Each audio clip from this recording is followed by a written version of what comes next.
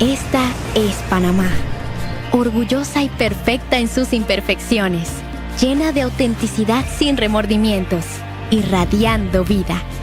Donde el mar Caribe y el Pacífico se encuentran, el viejo y nuevo mundo convergen, lo cosmopolita y lo rural coexisten. Panamá no es el destino, es el viaje. Una guía para la transformación personal y cultural. Un lugar para descubrir más de lo que verdaderamente importa. Más curiosidad, más estímulo sensorial, más conexión, más autodescubrimiento, más transformación. Aquí vivimos por más. Y para aquellos que buscan sentido, una aventura más allá de lo esperado o un lugar donde pertenecer, este es el lugar. Panamá. Vive por más.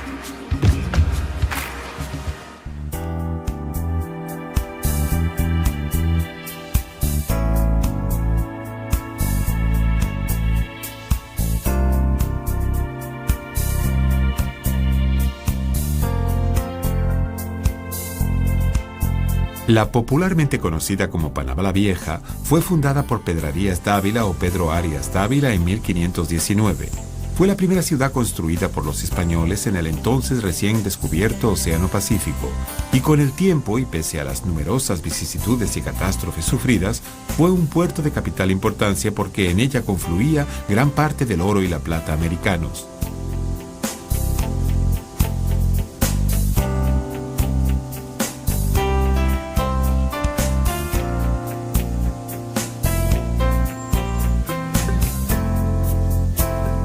El Puente del Rey marcaba el arranque de la carretera que unía Panamá en el Pacífico con Portobelo, ya en la costa caribeña del Atlántico. En esa misma carretera y situado frente al mar, se erigió en 1573 el convento de San Francisco, del que solo quedan unas pocas ruinas.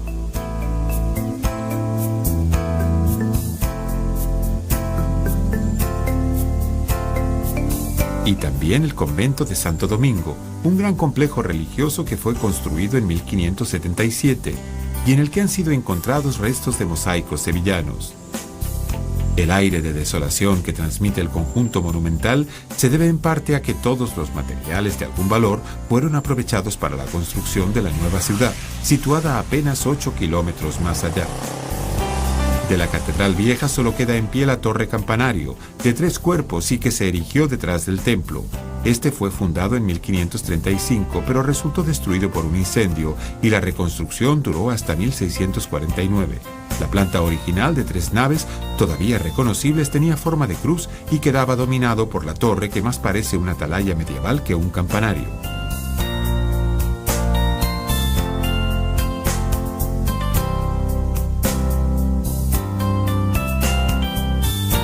A un lado se encuentra la Casa de Terrín, en realidad un grupo de mansiones y dependencias que deben su nombre a un acaudalado mercader local llamado Francisco Terrín. Del antiguo convento de los jesuitas apenas quedan unos pocos rastros dispersos. El convento de las monjas de la Concepción, fundado en 1598, creció en el siglo XVII hasta convertirse en el más próspero y extenso de la ciudad. El gran aljibe que abastecía de agua a la numerosa comunidad se encuentra junto a los restos de la iglesia conventual.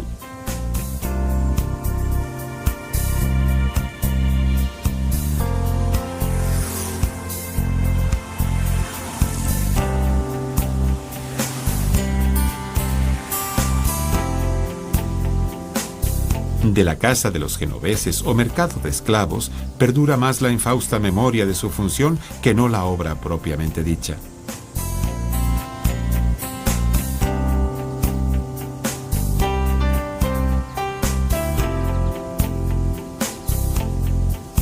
Las ruinas de Panamá Vieja son fiel testigo de su esplendoroso pasado, pero también de las vicisitudes que aconsejaron el traslado de la población al hoyo llamado Casco Viejo.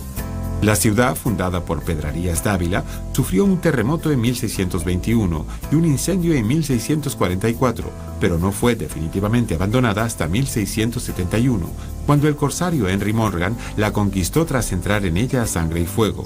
Hoy, declarada Patrimonio de la Humanidad, es un ejemplo único de urbanismo y técnicas constructivas coloniales y puerta de entrada de la cultura europea en América.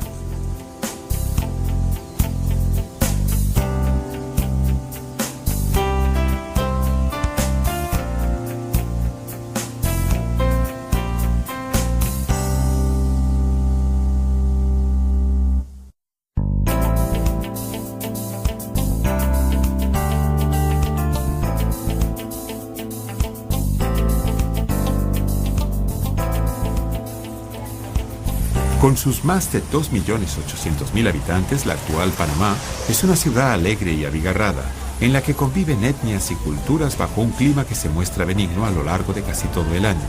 Fue oficialmente fundada el 21 de enero de 1673 a unos 7 u 8 kilómetros de Panamá la Vieja. Debido a su privilegiada situación, hoy en la boca del canal y entonces cerca de la carretera de Portobelo, la ciudad no tardó en crecer y en la década de 1950 volvió a enlazar con la zona histórica a la que ha rodeado y sobrepasado en la actualidad.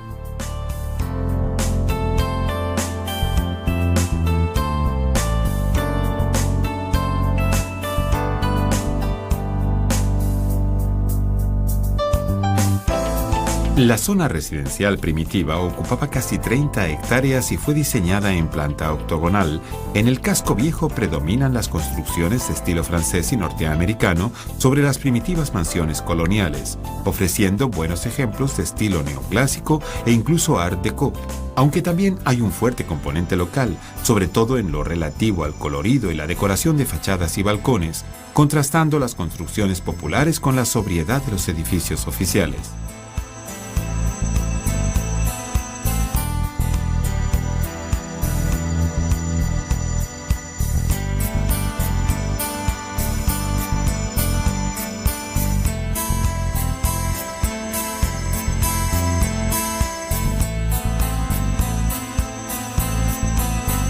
La catedral, iniciada en 1668 y reconstruida en 1741, es una de las mayores de América. El curioso tono gris verdoso de su fachada es debido a la lama petrificada extraída de los arrecifes cercanos. El interior, de 5 naves, conserva la techumbre original de madera, única en América. Las dos sólidas torres enjabelgadas están rematadas con una decoración a base de conchas de madreperla que brillan intensamente bajo los rayos del sol.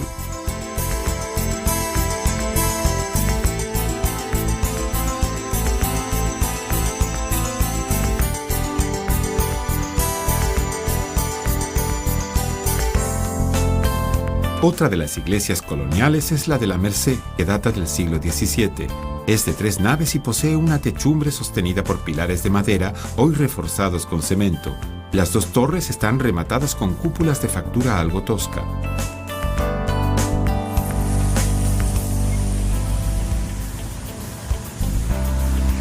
La entrada principal queda flanqueada por 2 curiosas capillas.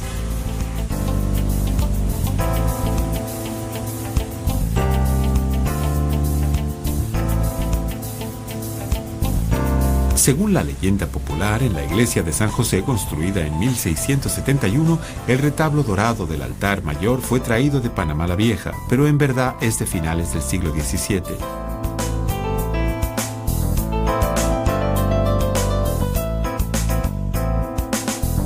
La iglesia de San Felipe Neri, que originariamente fue sagrario de la catedral, muestra en su fachada las fechas en que fue destruida y reconstruida.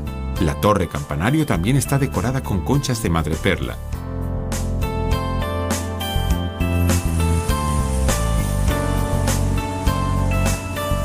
El estudiado eclecticismo con que fue reconstruida en 1918 la iglesia de San Francisco no permite apreciar la importancia histórica anterior de este convento que en 1756, tras la expulsión de los jesuitas, pasó a ser el centro para la propagación de la fe en Panamá.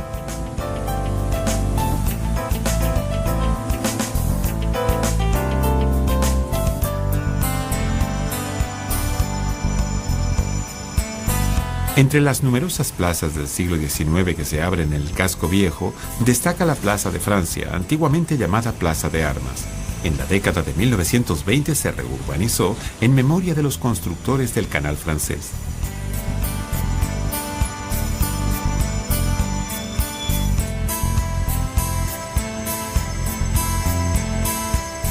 Bajo sus arcadas, 12 paneles de mármol relatan la dramática historia de la construcción del canal.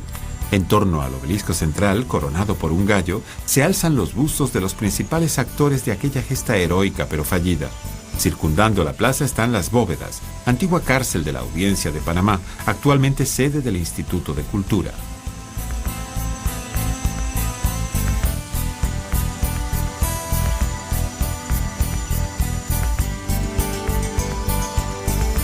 En la parte superior amurallada se abre un ancho y sombreado paseo desde el que se puede contemplar una hermosa vista de la bahía, con la silueta de la ciudad moderna al fondo.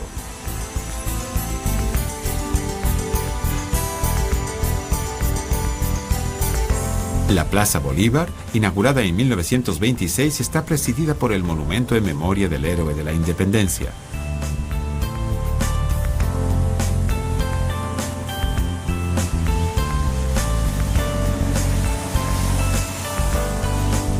La primitiva Plaza Mayor, hoy de la Independencia, era de planta cuadrada pero adquirió su actual trazado rectangular gracias al incendio del convento que la cerraba por uno de los lados.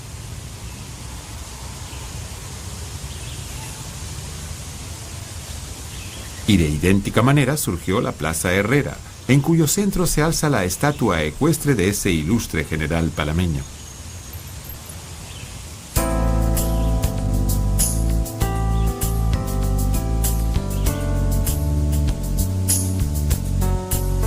Uno de los conjuntos arquitectónicos más singulares del casco viejo es la iglesia de Santo Domingo, originariamente erigida en 1678 y reiteradamente afectada por incendios y terremotos.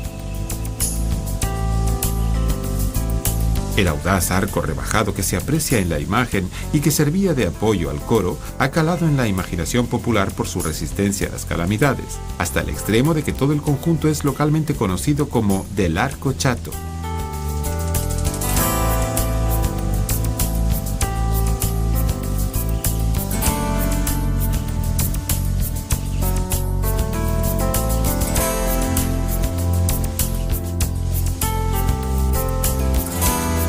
Desde el siglo XVIII el convento estuvo abandonado, pero en 1981 la iglesia fue reconvertida en Museo de Arte Religioso Colonial, en el que se exhiben piezas religiosas en parte procedentes de Panamá la Vieja.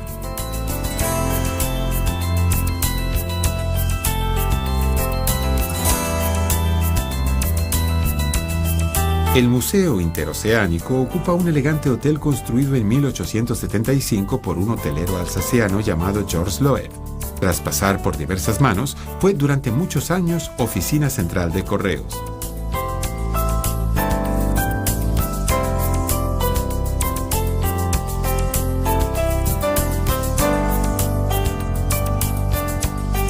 En este edificio, hoy ocupado por el ayuntamiento, se consumó la independencia de Panamá. La leyenda escrita al frente, Pro Populo et Civitate, deja cumplir a cuenta del hecho. Una de las estatuas que rematan esa misma fachada representa a la diosa Minerva con Mercurio a sus pies, en tanto que la otra es una alegoría del trabajo con la laboriosa agricultura a sus pies.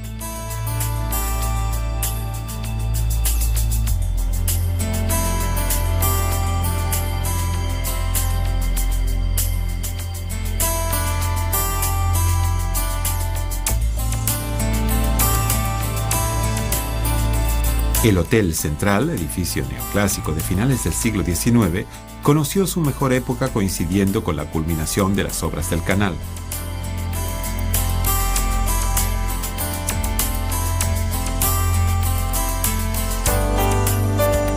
En el Instituto Nacional de Cultura, edificio neoclásico de 1906, tiene también su sede el Teatro Anita Villalaz.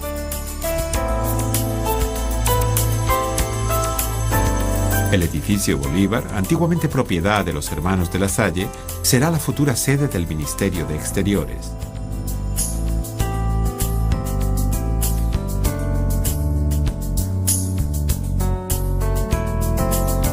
El Teatro Nacional, con capacidad para 700 espectadores, fue construido en 1905 bajo la dirección del arquitecto italiano Gennaro Ruggieri. En la fachada principal flanquean la entrada dos estatuas alusivas al teatro y la música, acompañadas de una serie de medallones con la efigie de insignes figuras de las artes.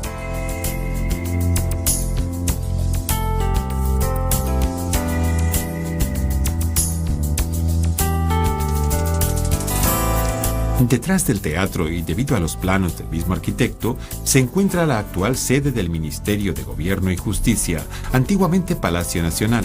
Su imponente fábrica queda elegantemente rematada por una fila de gárgolas. La Casa Góngora, de gran valor testimonial, conserva las 5 lumbres frontales en cada fachada y las balconadas originales. Fue construida en 1756 por un rico comerciante en perlas al que debe su nombre.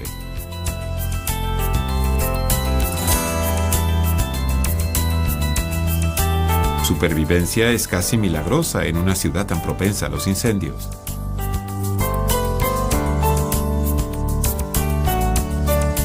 Según avanzaba el siglo XX, las clases pudientes empezaron a trasladarse a las nuevas zonas residenciales. Sus viejas mansiones se convirtieron en casas vecinales que poco a poco están siendo rescatadas para devolverles su aspecto original.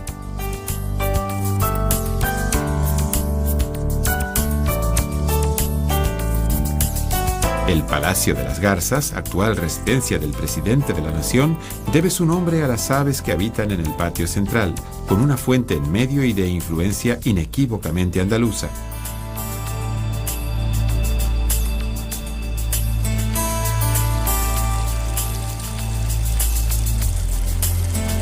En los aledaños del casco viejo quedan restos de la muralla llamada Mano del Tigre, paulatinamente derruida para permitir el crecimiento de la ciudad.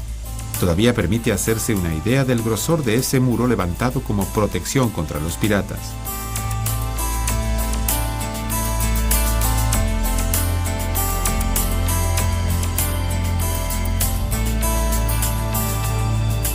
Aunque la ciudad levantada de nueva planta para sustituir a la recién arrasada Panamá la Vieja tenía un carácter eminentemente defensivo.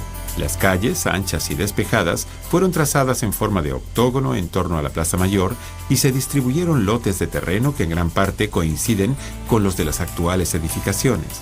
Los terremotos, pero más aún los incendios, han dejado pocas viviendas coloniales, pero las nuevas poseen un carácter propio de incalculable valor. En 1997 y 2003, la UNESCO incluyó en la lista del Patrimonio de la Humanidad tanto el conjunto arqueológico de Panamá la Vieja como el Casco Viejo. Con ello se asegura la pervivencia de uno de los conjuntos urbanos y monumentales más singulares de América.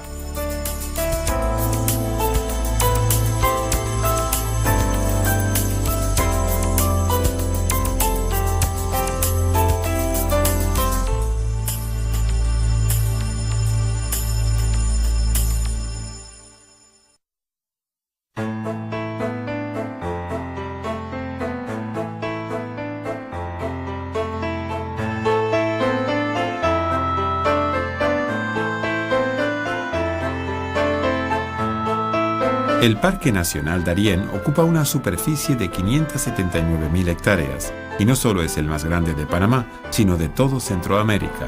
Está situado al sudoeste del país y ocupa prácticamente toda la frontera con Colombia. El área protegida arranca en la costa del Pacífico y es una sucesión de playas, manglares y lagunas litorales que enlazan sin solución de continuidad con los bosques pluviales de Cerro Tacarcuna, que con sus 1.845 metros de altitud es el punto más alto del parque. Dicho cerro está situado en la divisoria continental de la serranía del Darién, en el extremo suroeste del país y a escasos kilómetros del Caribe.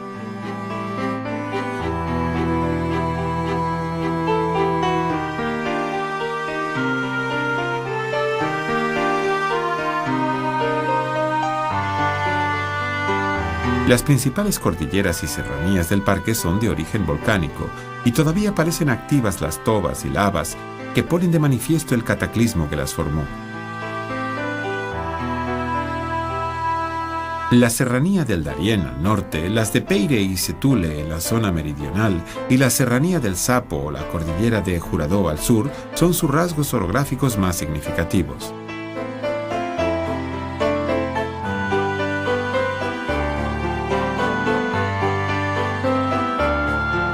En el parque nacen los ríos más importantes de la región, entre ellos el Tuira, el Balsas, el Zambú y el Jaque, todos ellos parcialmente navegables y sometidos a grandes variaciones de caudal.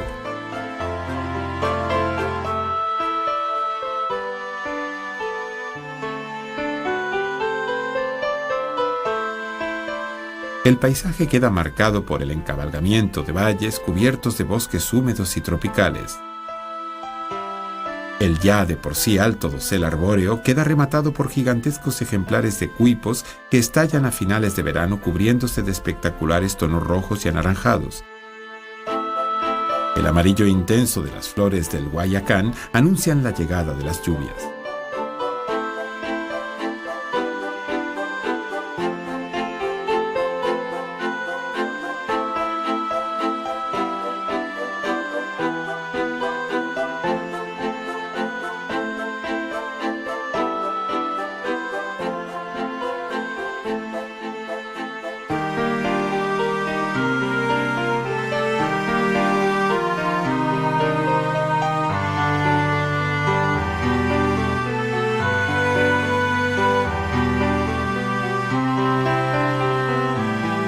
En estas selvas abundan las plantas epífitas, las bromelias y las orquídeas, aparte de más de 40 endemismos botánicos como la escalera de mono y el bejuco de agua.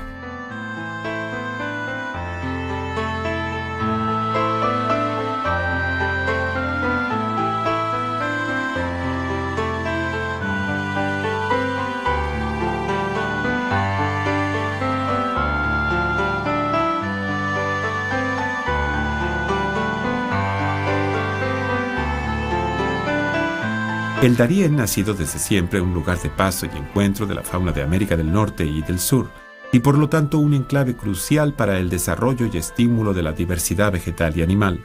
Más de 56 especies amenazadas o en peligro de extinción en el resto del continente se crían en poblaciones estables en el Darién. Entre ellas destaca el águila arpía, con la población más numerosa del planeta, el arisco tapir o el temido jaguar.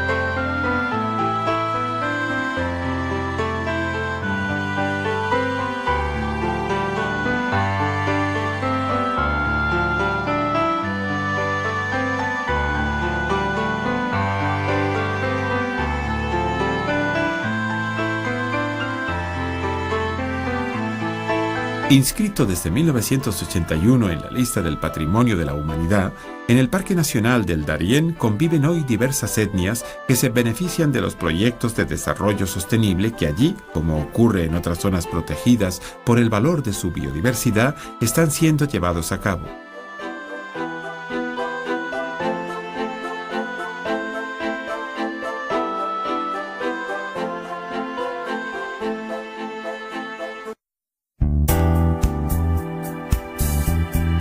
La ciudad de Portobelo está situada en la orilla atlántica del Golfo de Panamá, al fondo de la bahía del mismo nombre. El lugar fue descubierto y bautizado por Cristóbal Colón el 2 de noviembre de 1502 en el curso de su cuarto viaje a las Américas. Casi desde su fundación, Portobelo fue repetidamente atacado por piratas y corsarios. El primero de ellos fue Francis Drake en 1596. Sus restos reposan en un islote de la bahía. Posteriormente lo harían William Parker en 1602, Henry Morgan, que la destruyó en 1668, y por último el vicealmirante Edward Vernon en los años 1739 y 1741. La ciudad se convirtió en un foco comercial de gran importancia debido a sus famosas ferias, celebradas a la llegada de los galeones procedentes de España.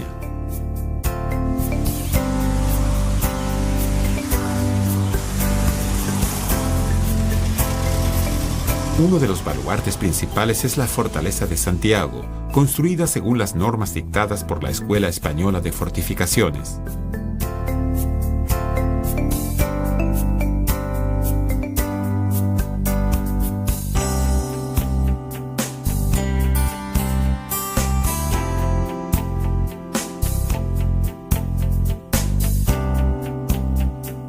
Las murallas con troneras delimitan la plaza de armas, cuya parte frontal queda reforzada por una plataforma para la batería de cañones apuntando hacia el mar.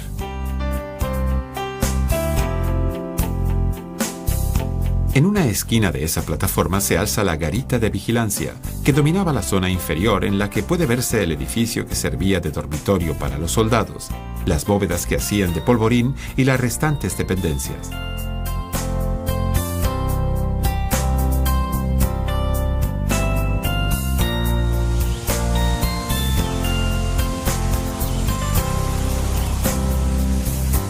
A casi 1 kilómetro de distancia y justo a orillas de la bahía, se construyó la fortaleza de San Jerónimo.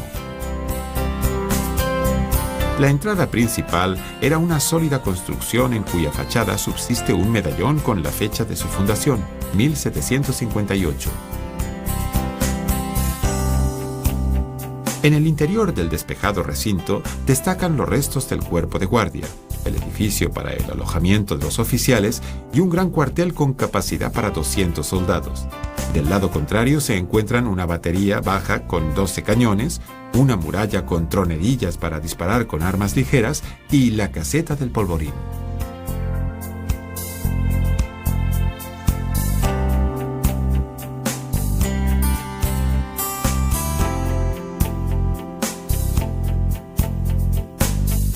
Una rampa que en caso de necesidad permitía el traslado de cañones y hombres comunica con la plataforma alta defendida por una batería de 8 cañones.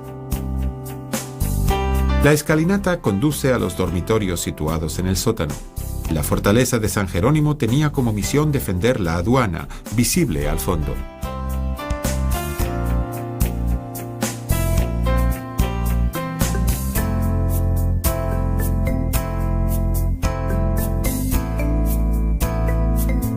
En la orilla norte de la bahía y casi frente a la de San Jerónimo, fue levantada la fortaleza de San Fernando, el tercer baluarte en forma de estrella para la defensa de Portobelo. Este complejo defensivo constaba de 2 cuerpos. El inferior, dispuesto longitudinalmente a la bahía, tenía en su plazoleta central una batería de 18 cañones, un polvorín, los dormitorios y las bóvedas para guardar alimentos. Una salida lateral permitía el acceso a las escalinatas de comunicación con el cuerpo superior, desde el que se dominaba la bahía, la población de Portobelo y una fracción de la costa.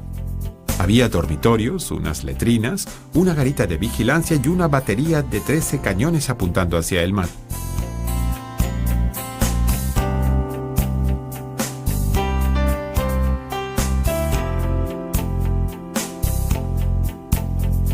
Portobelo contó con una de las casas de contratación más activas de América, verdadera joya de la construcción colonial. Su iglesia parroquial guarda la venerada imagen del Cristo Negro.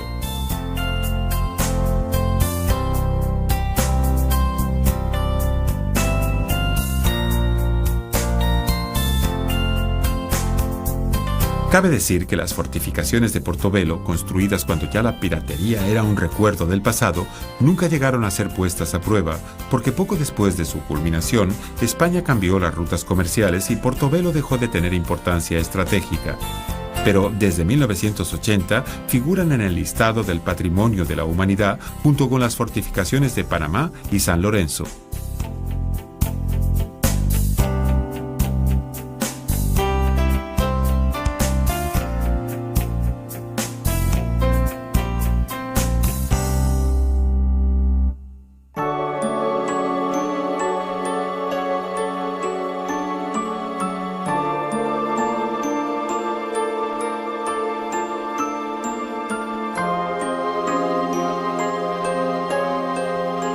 El castillo de San Lorenzo fue construido en el siglo XVIII a la orilla del río Changres, justo en la desembocadura de este en el Atlántico. La fortaleza, obra del ingeniero militar Manuel Hernández, domina un impresionante acantilado que se adentra en forma de lengua sobre el mar de las Antillas.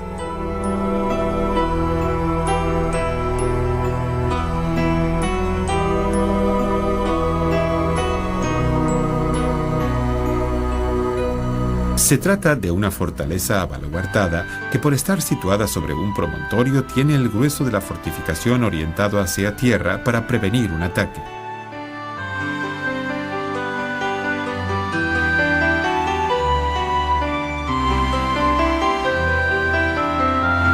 Toda ella está rodeada de un pozo seco, desde el que parte una escalera que permite el acceso a la entrada principal. En la luneta hay una batería de 10 cañones orientados al mar, en tanto que por detrás se alzan los muros y baluartes para prevenir un ataque por tierra.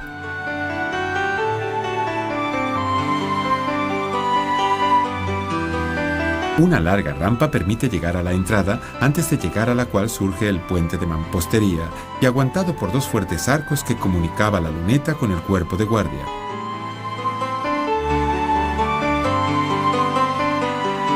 Este es un sólido edificio cuadrangular, construido en ladrillo y dotado de una gran cúpula que le confiere un aspecto muy compacto.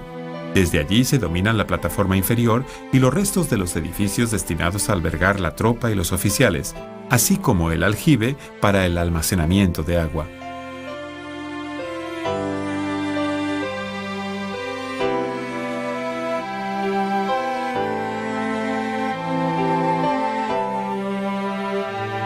Desde el extremo de la plataforma quedan perfectamente a tiro la boca del Chagres y una buena porción de costa.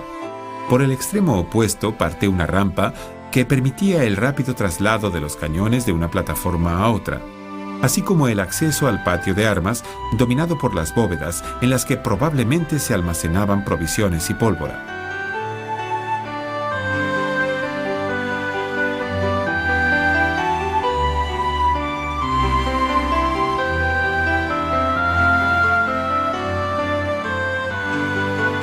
El castillo de San Lorenzo fue oficialmente abandonado por España en 1821 a raíz de la proclamación de la independencia del entonces llamado Istmo de Panamá. Durante el periodo en que Panamá formó parte de Colombia, la fortaleza fue utilizada como prisión. Posteriormente aún conocería una nueva utilidad, ya que durante algún tiempo se convirtió en el punto de llegada y distribución del correo que llegaba de Europa a través de Inglaterra.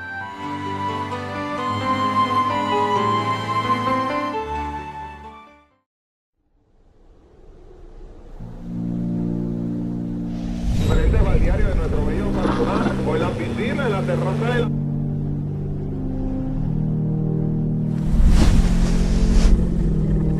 Primer premio. Vamos a ver cuál.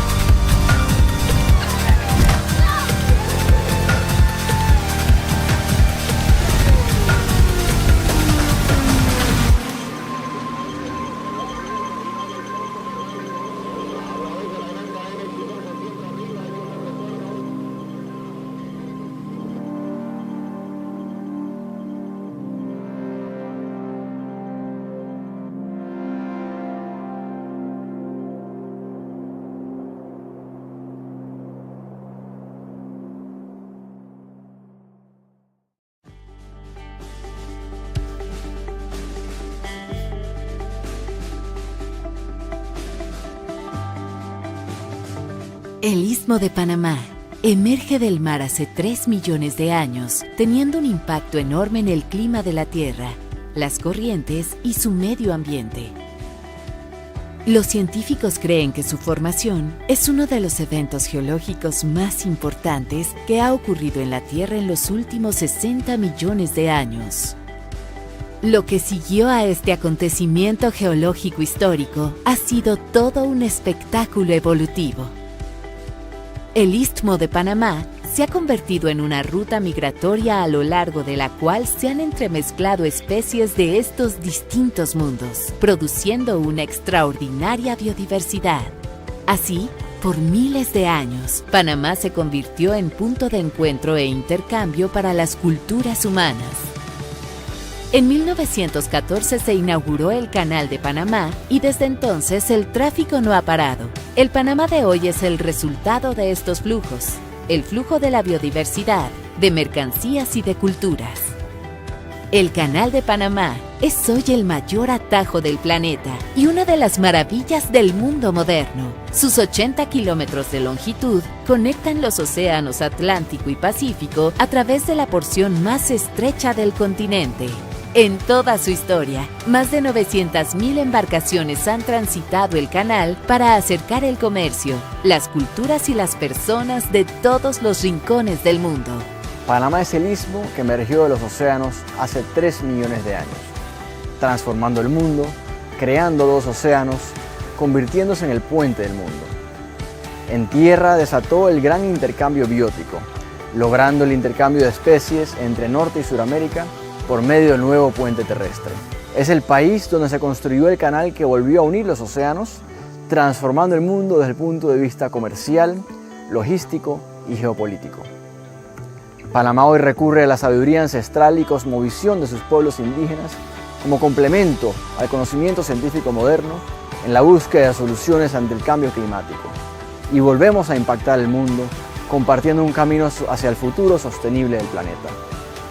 A través de la colaboración y la co-creación pública y privada, implementamos estas soluciones para construir una nueva realidad con formas sustentables de ser y crecer.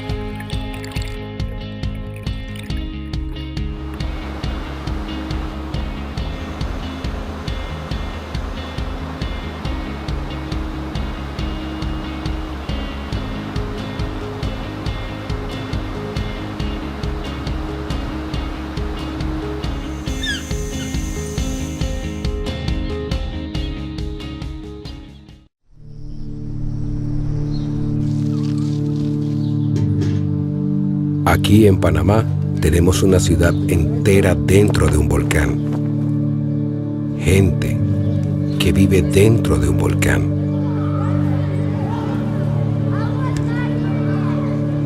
Niños felices dentro de un volcán. Ven a verlo por ti mismo. No hay nada que temer.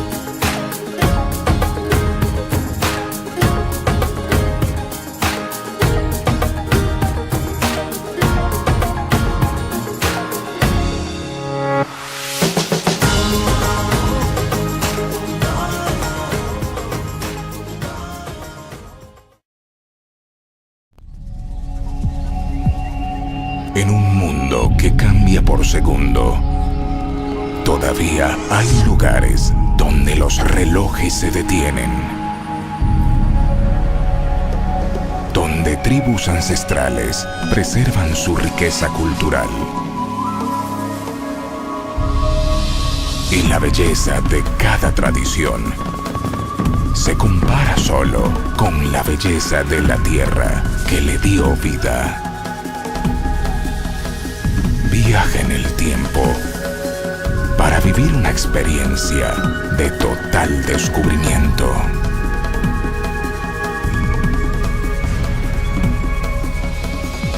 Siglos han pasado, la magia permanece. Panamá. Con más de 80 vuelos directos, en Panamá unimos al mundo. Si conociste nuestra alegría, ahora conoce nuestro país. Panamá. Llegamos por un sueño y ahora queremos cumplir los tuyos. Un país para vivir muchas experiencias. No solo para turistas, para verdaderos soñadores. Visit Panama.com.